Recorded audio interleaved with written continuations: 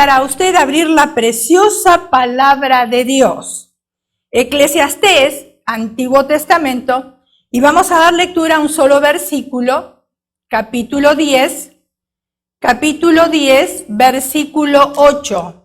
Capítulo 10, versículo 8. Y dice así la bella, la hermosa y la inalterable palabra de Dios: el que hiciere el hoyo caerá en él, y el que aportillare el vallado le morderá la serpiente. Lo vuelvo a repetir. El que hiciere el hoyo caerá en él, y el que aportillare el vallado le morderá la serpiente. Que el Señor bendiga esta porción de su palabra. Y como siempre, a mí me gusta buscar o definir las palabras para que podamos entender bien, porque a veces tenemos palabras que no las usamos todo el tiempo en nuestro vocabulario y están en la Biblia, y queremos saber en realidad lo que Dios nos quiere decir. Por ejemplo, ¿qué significa la palabra aportillar?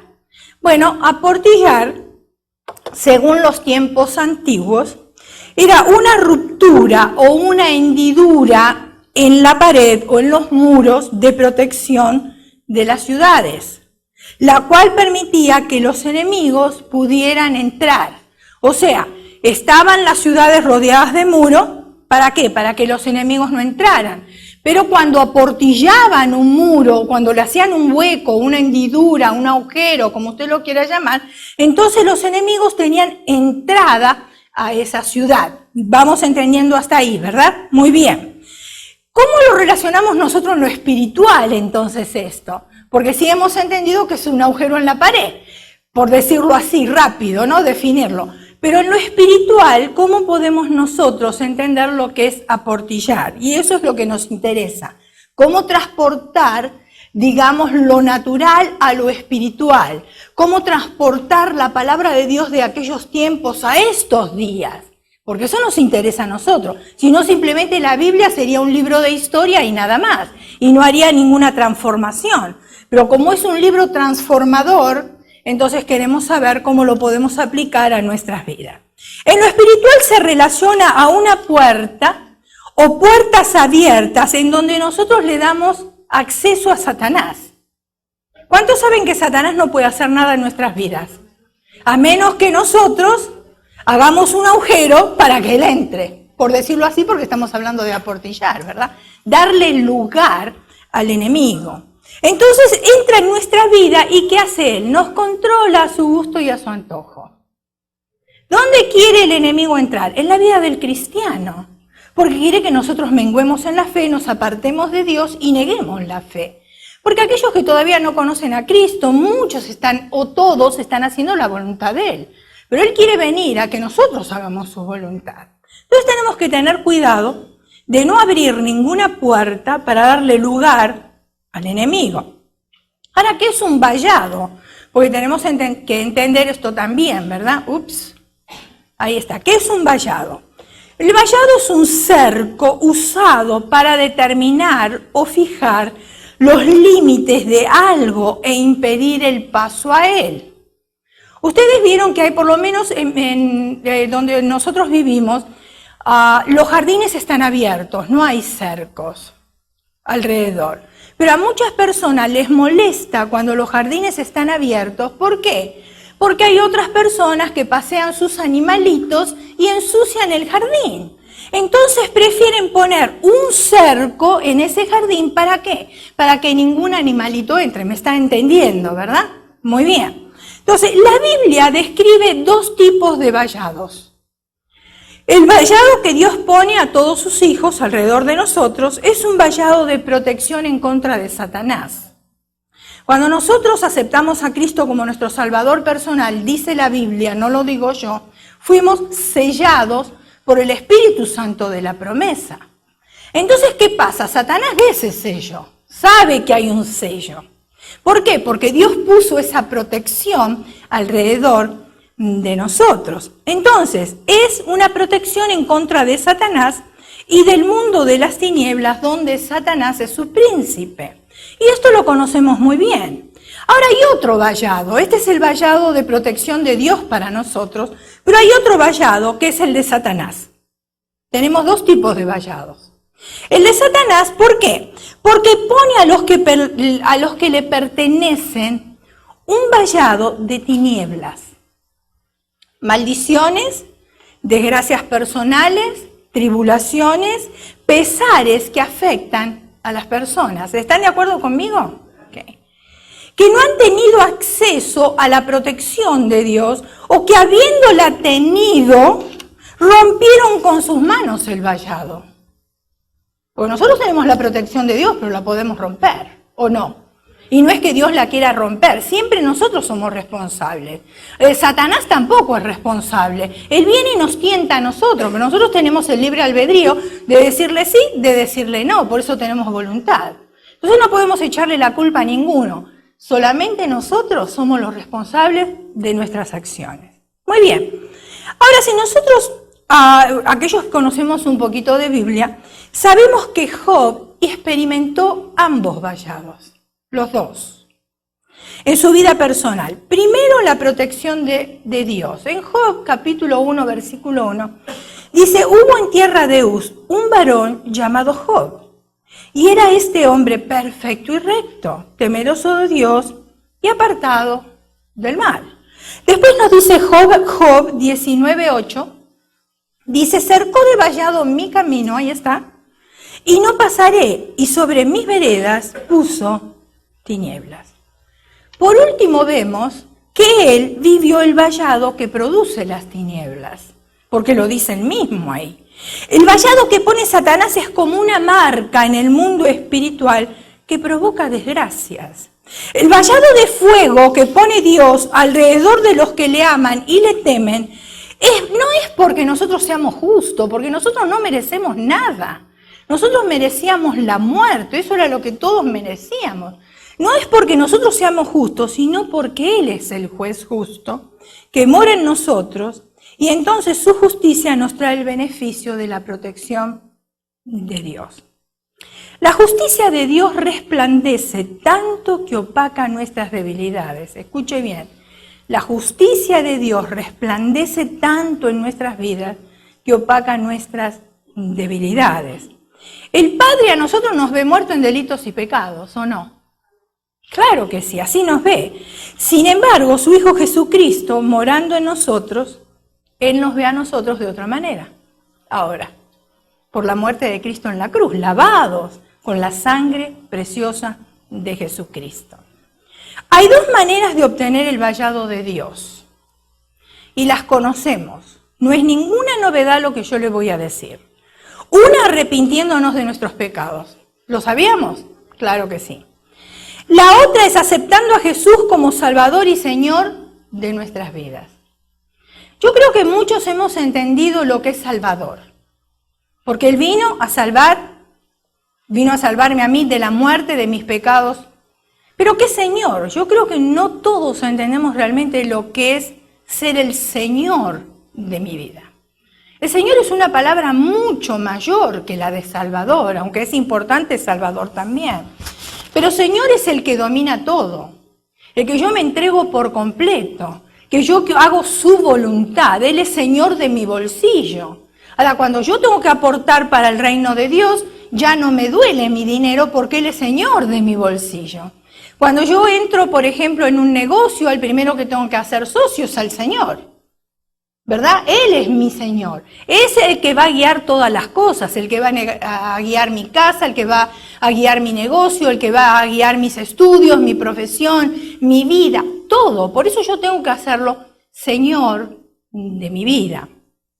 La segunda forma es orando, intercediendo por otros. ¿Por qué es tan importante interceder por otros? Para que Dios también les pueda rodear a ellos de un fuego de vallado. Eso es lo importante. Ezequiel capítulo 22, versículo 30, dice, y busqué de ellos hombre que hiciese vallado. Escuche, busqué un hombre que hiciese vallado y que se pusiese en la brecha delante de mí por la tierra, para que yo no la destruyese, y no lo hallé. Qué triste para el corazón de Dios.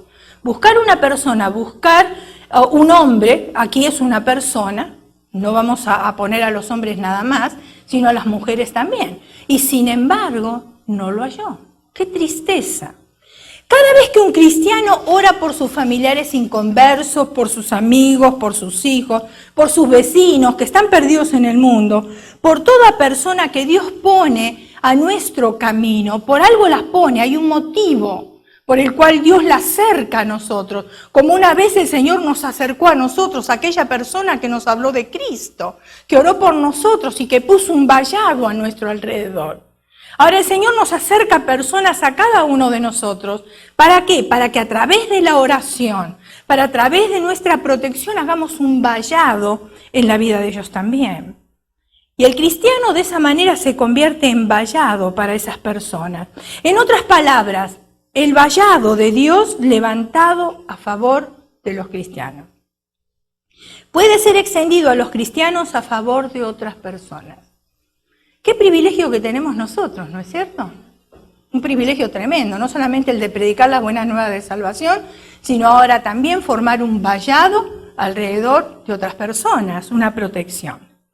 Pero el mismo vallado puede ser roto también por el cristiano, como dije anteriormente. Dios lo levanta y nosotros ahora tenemos un cerco alrededor de nosotros que nos protege. Y muchas veces oramos, Señor, pon un cerco de protección alrededor de mi casa, alrededor de mis hijos, alrededor de mi trabajo, de mis pertenencias. Porque sabemos que es un cerco de ángeles que va a estar ahí protegiéndonos. Porque tenemos ángeles ministradores para nosotros que el Señor envía. Entonces, el mismo vallado puede ser roto por el cristiano que peca y a través de esa ruptura, entonces Satanás entra, ¿para qué? Para zarandear, como dice la Escritura. ¿Saben que cuando nosotros le damos derecho a Satanás, o sea, cuando le dejamos un pedacito así, un granito de mostaza de abertura en nuestra vida, que no es nada, es insignificante, pero que se lo dejamos así abierto, entonces es como si usted y yo hubiésemos ido a un notario público o a un abogado y firmamos un papel dándole derecho legal a Satanás para que haga en la vida de nosotros lo que quiera. De la misma manera, entiéndalo así. Cuando trabajábamos nosotros y ministrábamos en sanidad interior, siempre cuando rompíamos esa atadura o esa ligadura con Satanás, le quitábamos el derecho legal que le habíamos dado. El hecho de que yo le permita a Satanás entrar en mi vida, le estoy dando un derecho legal. Tiene autoridad, eso quiere decir, para hacer lo que quiera, porque yo se lo permití. La manera de romper el vallado es dejando que nuestra relación personal con Cristo se enfríe. Esa es una manera. Ahora ya no tenemos comunicación con Dios, no leemos la Biblia, menguamos en la fe, somos indiferentes, fríos. Y entonces rompemos ese vallado de protección. Y el enemigo viene y comienza a zarandear nuestras vidas. Cuentan que un alpinista, desesperado por conquistar el Aconcagua, inició su travesía a través de años de preparación. Pero quería la gloria para él solo. Por lo tanto, subió sin compañeros, subió solito. Empezó a subir y se le fue haciendo tarde. Y cada vez más tarde, y no se preparó para acampar, sino que decidió seguir subiendo y decidió llegar a la cima. Lo están visualizando, ¿verdad? Muy bien. De pronto oscureció. Claro, me imagino que de tanto trepar ni cuenta se dio que se estaba haciendo tan tarde y oscuro. La noche cayó en gran pesadez en la altura de la montaña. Ya no se podía ver absolutamente nada. Todo era negro, cero visibilidad.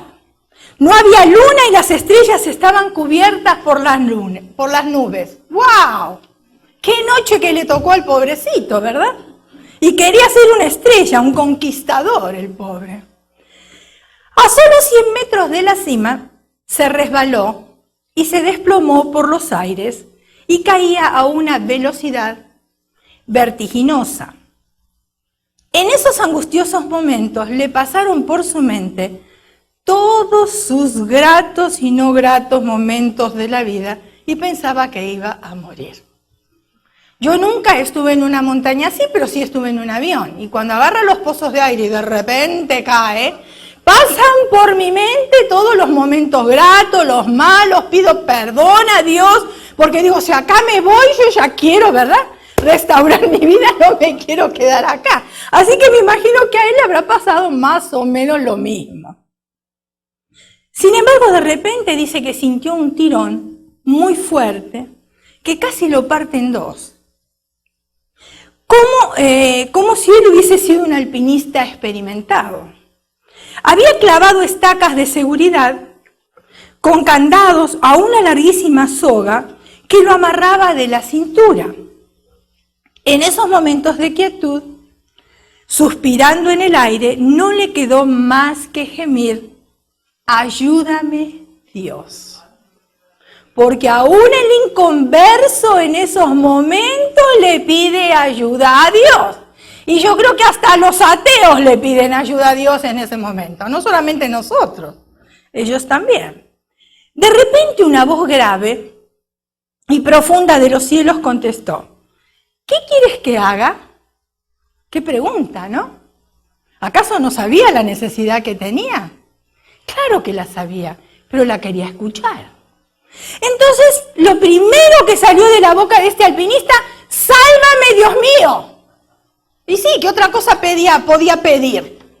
No había otra petición en ese momento más que lo salvara. ¿Realmente crees que te pueda salvar?, le contestó esa voz. Por supuesto, Señor, contestó el alpinista. Entonces, corta la soga que te sostiene. ¡Wow! Yo ahí estaría pensando, ¿será que Dios me dice que corte la soga o será Satanás que quiere estrellarme? ¿No es cierto? Porque hay como una especie de duda en esos momentos. No se ve nada, estoy pidiendo que me salve y todavía me dice que le corte la soga. Usted póngase en el lugar de esa persona. Hubo un momento de silencio y quietud. Reflexionó el hombre, pero se aferró más a la cuerda. Cuenta el equipo de rescate que al otro día encontraron colgado a un alpinista congelado, muerto, agarrado con fuerza con las manos a una cuerda, a 2 metros del suelo. Por eso le decía: corta la cuerda, corta la soga, pero como no queremos escuchar, nos aferramos a la soga cada vez más. ¿Qué tan confiados estamos nosotros de nuestra cuerda? Porque yo creo que cada uno de nosotros tenemos confianza en nosotros mismos. Y a veces tenemos más confianza en nosotros mismos que en el propio Dios, ¿no? Por eso, ¿es Señor de nuestras vidas? Eso es lo que tenemos que preguntarnos. Cada vez que confiamos en nuestra cuerda, rompemos el vallado de Dios. Podemos justificarnos echándole la culpa a otras personas, porque eso es muy natural del ser humano, siempre la culpa la tiene otro. Y eso ya viene del huerto del Edén. Porque Adán le echó la culpa a Eva, Eva le echó la culpa a la serpiente, y la serpiente, pobrecita, no tenía a quien echarle la culpa y ahí se paró. Pero si no hubiese seguido, ¿no es cierto?, echándole la culpa a otras personas. La realidad es que cada uno de nosotros somos responsables de nuestros propios hechos. Alguien puede decir: es que fulano me desilusionó. ¿Cuántas personas se van de la iglesia porque se desilusionaron de un hermano? Como si ese hermano le daría la salvación. Pero si es un vil pecador igual que yo. Usted me puede desilusionar a mí, yo lo puedo desilusionar a usted, pero el único que a mí no me desilusiona se llama Dios. No hay otro.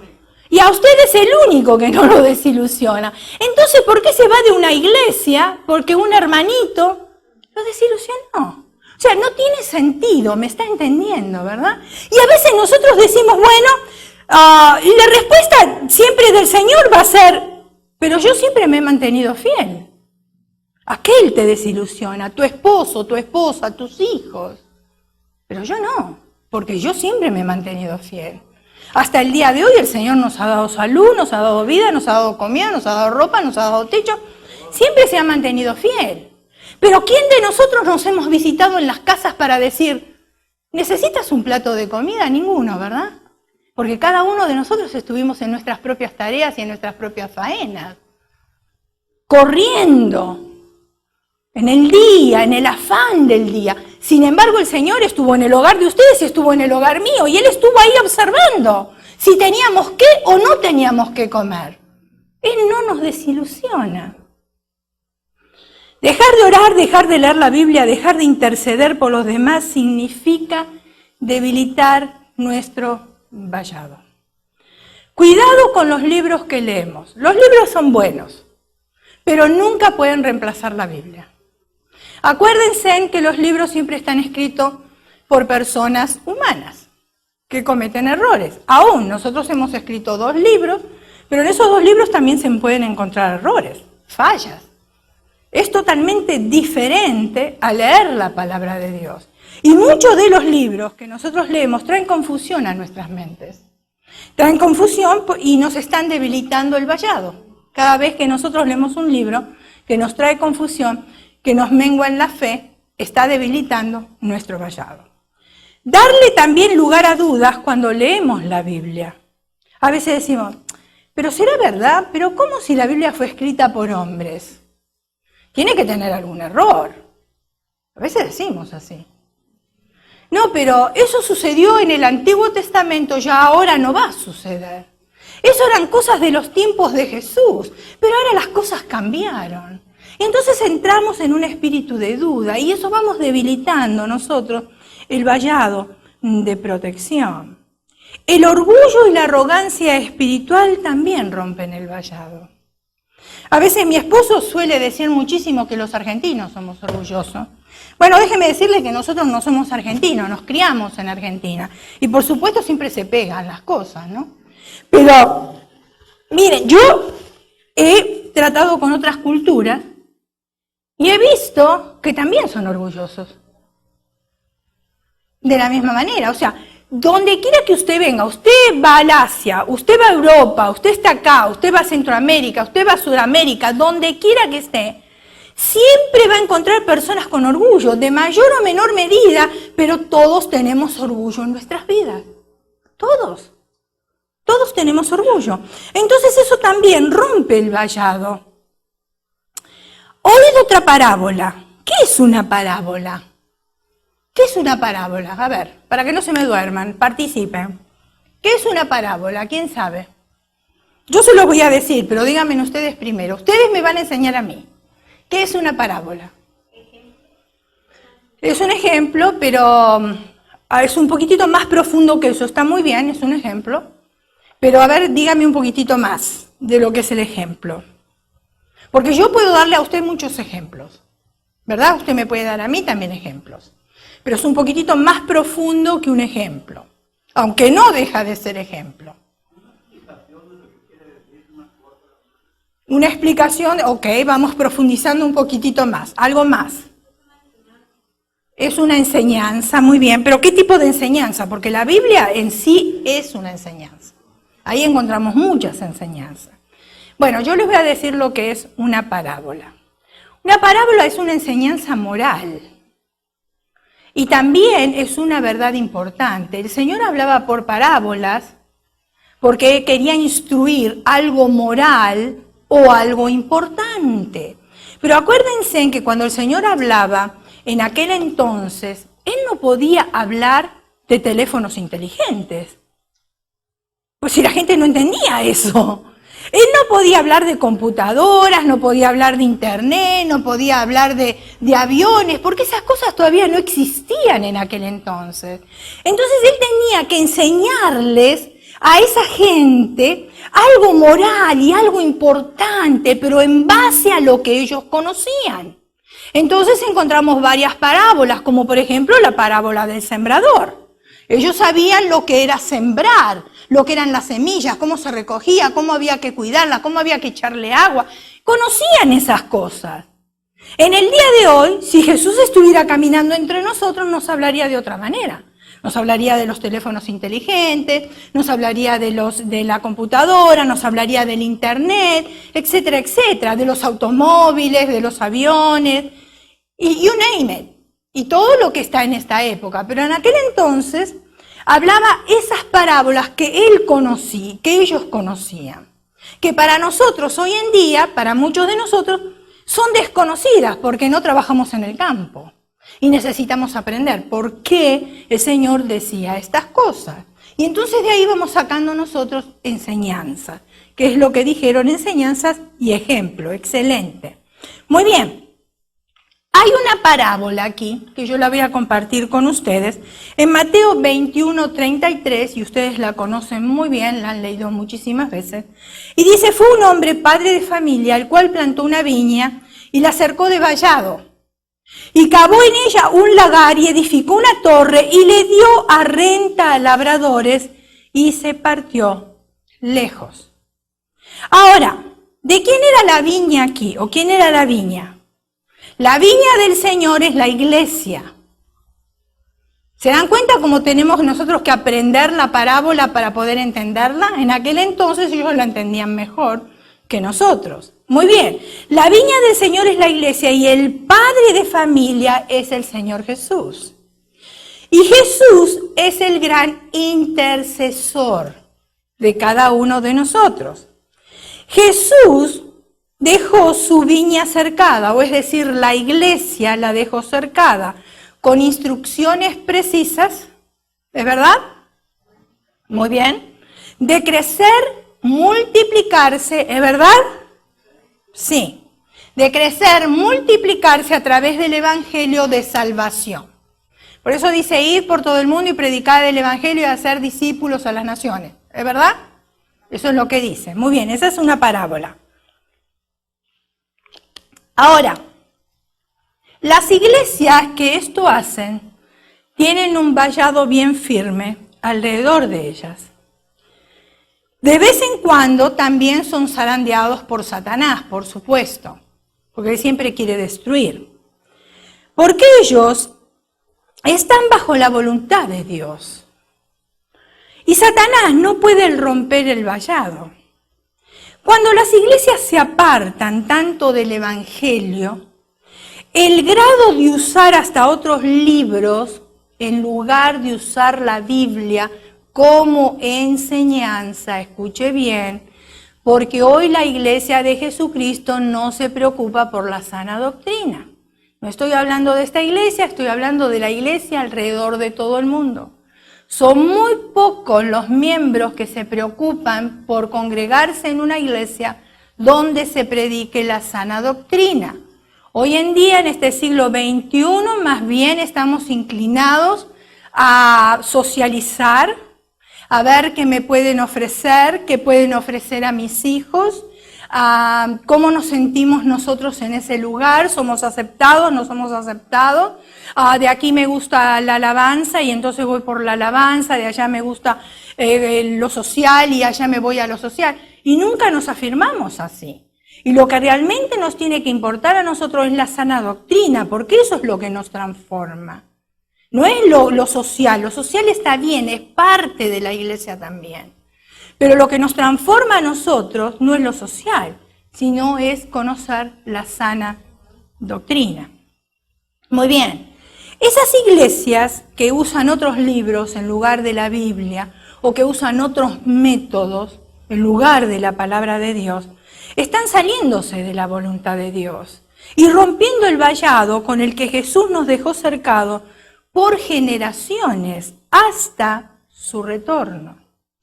Las iglesias que rompen su vallado, escuchen bien porque esto es importante para nosotros también, tienen miembros con vallados rotos. Y son iglesias derrotadas, con cristianos derrotados, que no viven una vida en victoria cuando se rompe el vallado, se atrofia la brújula.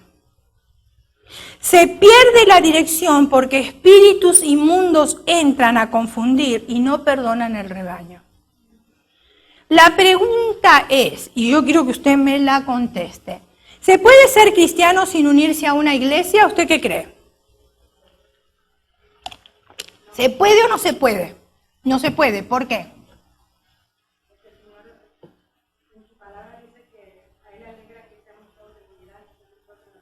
Eso es una.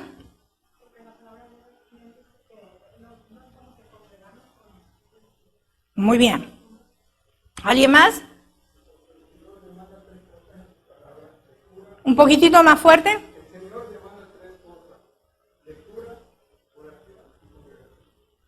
Sí, pero ¿un cristiano puede ser cristiano sin congregarse en una iglesia? Porque, escuchen, ahora está todo tan actualizado, mis hermanos, que yo me puedo quedar en mi casa y estar mirando por la televisión, por el internet, lo que está sucediendo en la iglesia. Y si yo estoy enfermo, está bien. ¿Por qué? Porque mientras me voy nutriendo, porque no puedo salir de mi casa porque estoy enfermo. Yo no estoy hablando de eso. Yo estoy hablando cuando se hace por costumbre.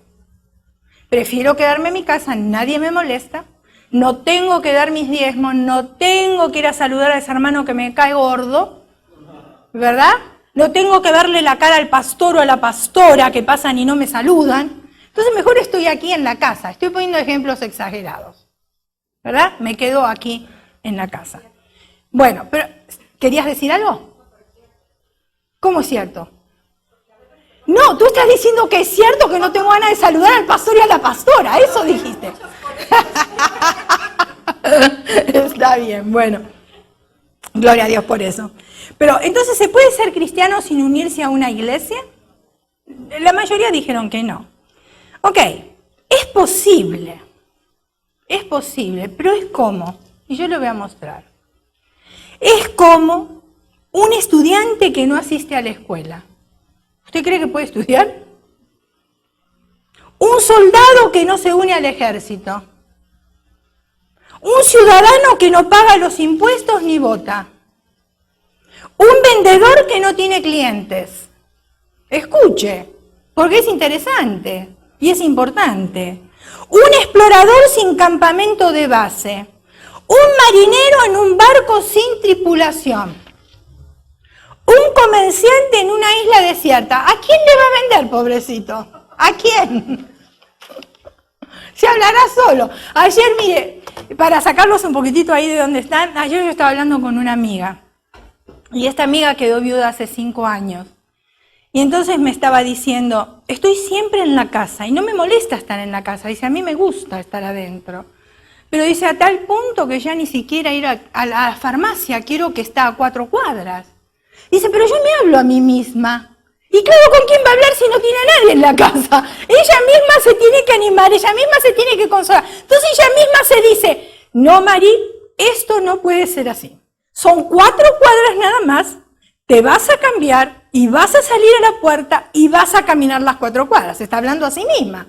Lo mismo sucede con este comerciante que está en una isla. ¿A quién le va a vender? ¿No? ¿Con quién va a hablar ella? Imposible. Solamente podría hablar con Dios. Entonces, ¿qué hace? Se viste, necesitaba medicamentos, se vistió, salió a la calle y cuando salió a la calle se volvió a meter en la casa. Y otra vez se habla a ella misma. No, tienes que animarte y tienes que salir. Y entonces sale. Cuando llega a una cuadra, se quería volver y le dice, no, ya hiciste una cuadra, te faltan 3. O sea que ella misma se iba hablando hasta llegar a la 4ª cuadra, llegar a la farmacia y comprar la medicina. ¿Se dan cuenta? Lo mismo le sucede a este comerciante. Un escritor sin lectores, un padre sin familia, un jugador sin equipo y una abeja sin colmena. ¿Quiere ser un cristiano así? Sin fruto sería, ¿no? Pero si permanecemos en Él y Él en nosotros, entonces su vallado de fuego y sus miles de ángeles nos van a proteger y nos van a defender. Y gloria a Dios por eso.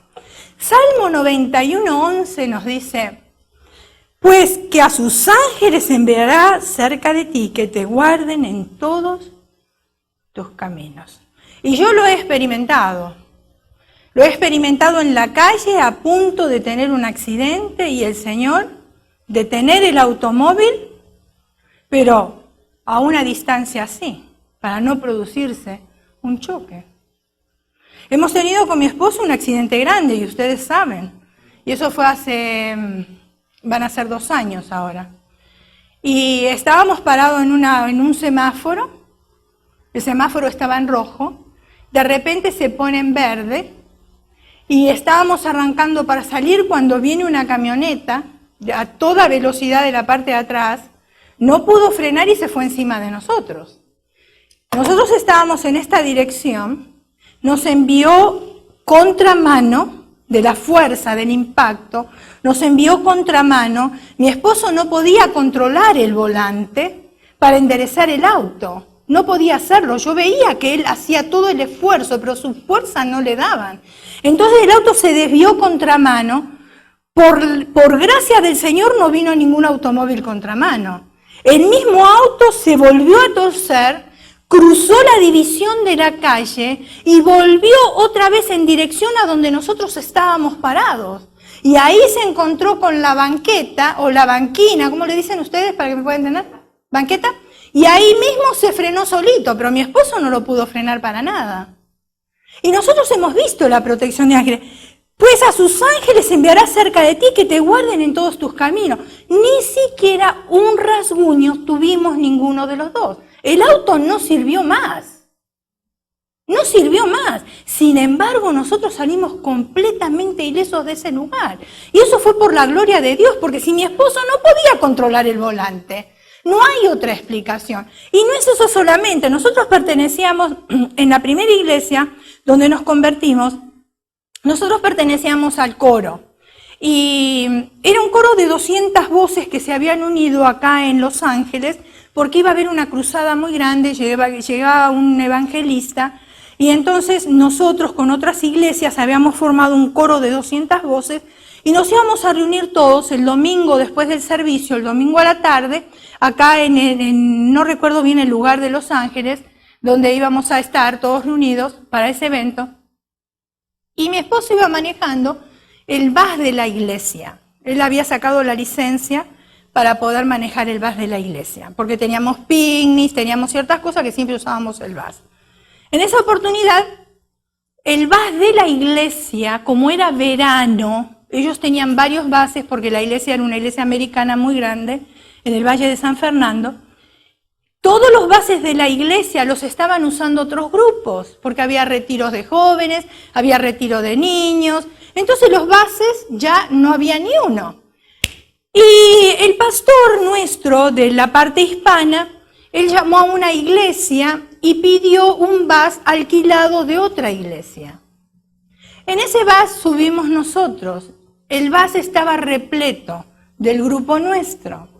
En asientos de 2 íbamos sentados de a 3.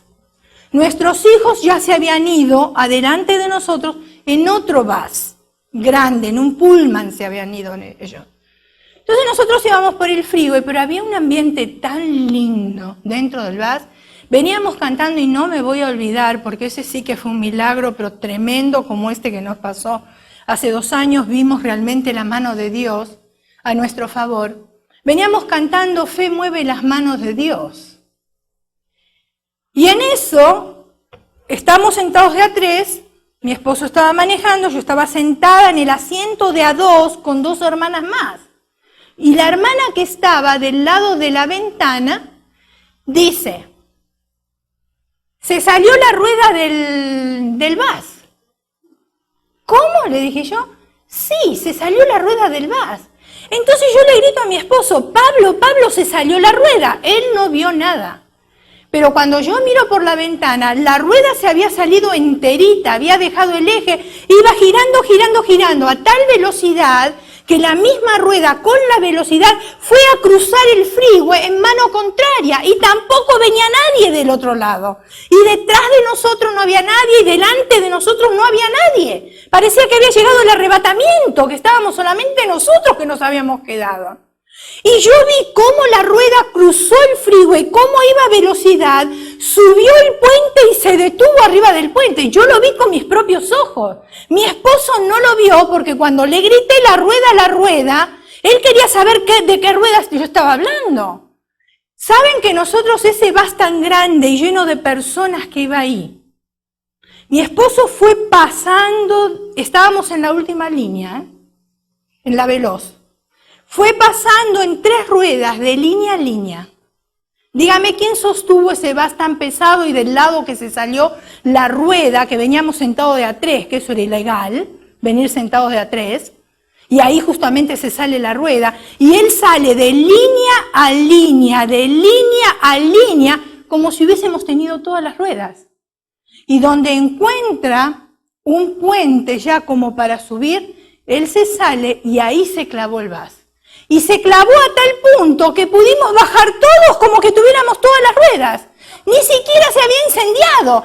Cuando bajamos todo, empezó a prender fuego, porque claro, el eje ese empezó a rozarse, pero nos dejó bajar a todos. ¿Cómo lo llamamos a eso? Eso fue un milagro de Dios. Eso fue ángeles que el Señor envió acerca de nosotros. ¿Para qué? Como dice la palabra, para que guarden todos tus caminos. De no haber sucedido eso, nuestros hijos hubiesen quedado huérfanos. Los hijos de todos los miembros de la iglesia hubiesen quedado huérfanos hace años y años atrás. Entonces yo creo la palabra, porque yo la viví, me pasó a mí, no me lo contaron, fue una experiencia propia. Entonces Satanás no puede romper el vallado, pero nosotros sí podemos romperlo. Si vivimos la vida sirviendo a Jesús en lo mejor de nuestras habilidades, con los que somos y tenemos, manteniéndonos fiel a Él. Porque el Señor dice en su palabra, algunos dan fruto un 20, uno un 30, uno un 60, uno 90. Él no está esperando que todos demos 100, pero Él está esperando que todos demos un poco de fruto. Eso sí. No hace mucho tiempo, dos hermanos que vivían en granjas adyacentes cayeron en un conflicto. ¿Cuántos saben que los hermanos se llevan bien, pero llega un día que, sea por lo que sea, no importa? Pero bueno, estos cayeron en un conflicto. Este fue el primer conflicto serio que tenían en 40 años de cultivar juntos, hombro a hombro, compartiendo maquinarias e intercambiando cosechas y bienes en forma continua. Se ayudaban uno al otro. Nunca habían tenido un problema. Pero esta larga y beneficiosa colaboración terminó repentinamente. Comenzó con un pequeño malentendido. ¿Cuántos malentendidos hay por ahí? Sí, ¿no es cierto? ¿Y en la familia? ¿Y en los matrimonios? ¿Y en la relación de padres con hijos? ¿Y en las iglesias entre hermanos? Malos entendidos. Comenzó un pequeño malentendido y fue creciendo hasta llegar a una diferencia mayor entre ellos. Porque eso es lo que pasa, empieza con un pequeño y después se parece chicle, se va estirando, ¿verdad? Hasta que explotó en un intercambio de palabras amargas, y eso sucede. Tú me dices y ahora yo te digo, y tú me dices y yo te digo, y estamos así. De palabras amargas seguido de semanas sin hablarse. Eso es lo que traen los malos entendidos después. Porque ya nos hemos insultado tanto que después ya ni tenemos ganas de hablarnos. Una mañana alguien llamó a la puerta de Luis, de uno de los hermanos. Al abrir la puerta, encontró a un hombre con herramientas de carpintero. Escuche bien, él no había llamado a ningún carpintero, pero encontró un hombre con herramientas de carpintero. Estoy buscando trabajo por unos días, dijo el carpintero. Quizás usted requiera algunas pequeñas reparaciones, le preguntó al hombre. Aquí en su granja, y yo pueda ser de ayuda. Entonces Luis enseguida dijo, sí, claro, él era el mayor de los hermanos, de los dos hermanos. Tengo un trabajo para usted. Escuche la intención del corazón, porque así suceden las cosas, aun cuando somos de la misma sangre y hay malos entendidos. Pero fíjense en dónde está la intención del corazón. Y le dice al carpintero, mire, del otro lado del arroyo, aquella granja, ahí vive mi vecino. Ya no era el hermano, ahora había pasado a ser vecino. Bueno, de hecho, es mi hermano menor. La semana pasada había una hermosa pradera entre nosotros y él tomó su tractor y desvió el cauce del arroyo para que quedara entre nosotros. ¿Escuchó? Fíjense en hasta los malos entendidos hasta dónde pueden llegar, ¿no? Qué tremendo. Y después hablamos del orgullo. Y estos no creo que eran argentinos, ¿eh? ¿Ve usted aquel montón de tablas? Siguió diciendo Luis. Y madera junto al granero, quiero que me construya una cerca. Ya ahora no iba a haber planicie, ahora cada cual iba a tener dividida su propiedad. Una cerca de 2 metros de alto. No era chiquitita para dividir, ahora de 2 metros para que nadie pudiera mirar del otro lado, ni del otro lado mirar para acá, ¿no? ¿Saben que nosotros tenemos un matrimonio amigo que hizo exactamente lo mismo? Al lado de la casa de ellos se mudó la hermana de él.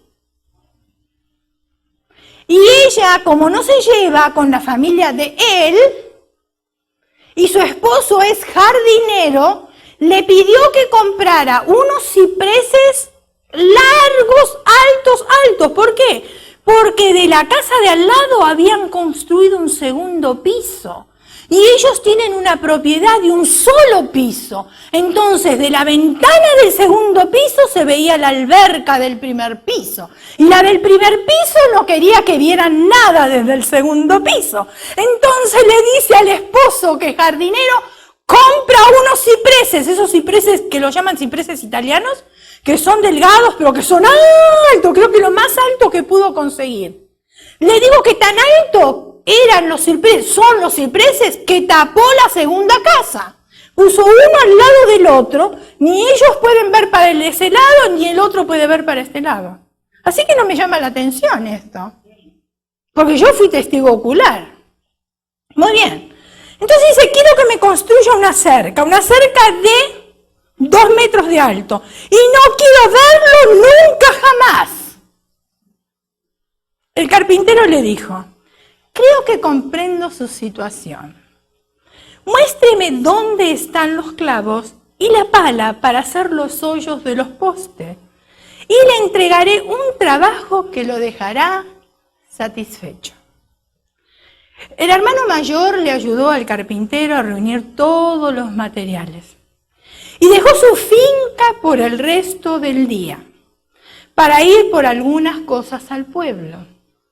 El carpintero trabajó duro todo el día midiendo, cortando, clavando, y ya al atardecer, cuando Luis regresó, el carpintero justo había terminado su trabajo. El granjero quedó con los ojos completamente abiertos. No podía creer lo que estaba viendo. No había ninguna cerca de 2 metros. No había. ¿Le cuento en el próximo tema, le cuento cómo finaliza esto?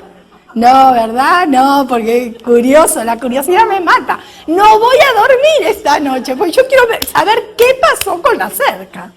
Muy bien, para dejarlos dormir se los voy a contar. Dice que no había ninguna cerca de 2 metros. En su lugar había un puente.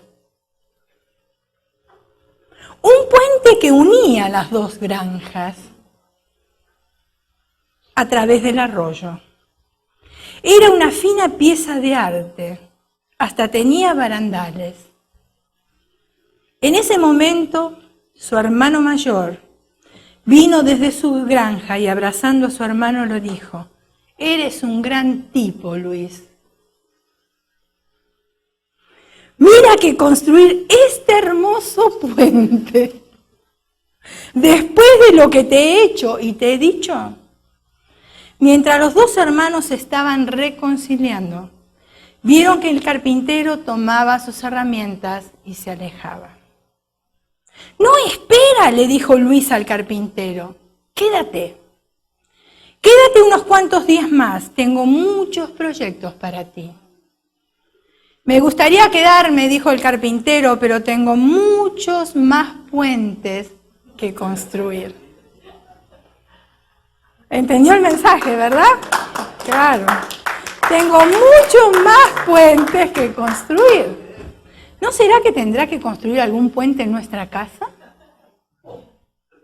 Si mañana le golpean la puerta y ve un carpintero, ahí ya sabe que le va a construir un puente.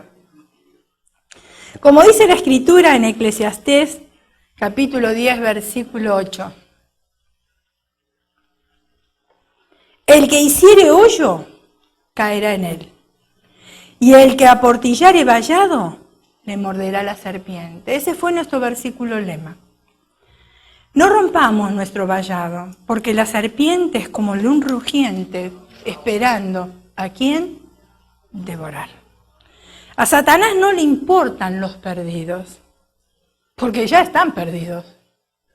Le importa hacernos caer a nosotros los cristianos. Él tiene muchas estrategias. Aún la palabra de Dios dice que no desconocemos sus estrategias.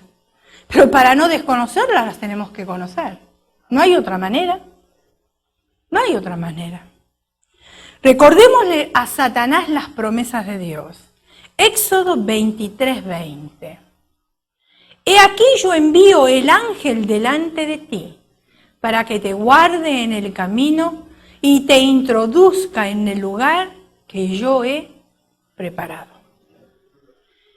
Enseñándoles que guarden todas las cosas que yo os he mandado, y he aquí yo estoy con vosotros todos los días hasta el fin del mundo. Cierre sus ojos, incline su rostro y vamos a orar. Que Dios de los ejércitos